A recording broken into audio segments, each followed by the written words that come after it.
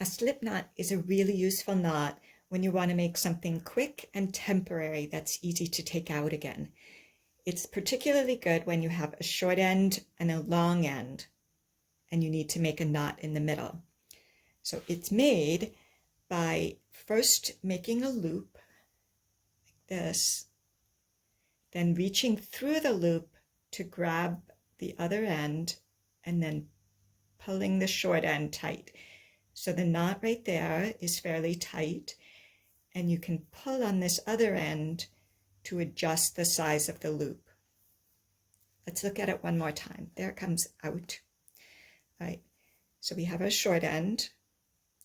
We make a loop around, reach through, grab the long end, and pull the short end to snug up the knot. Then the loop is adjustable, and you could put that onto a peg.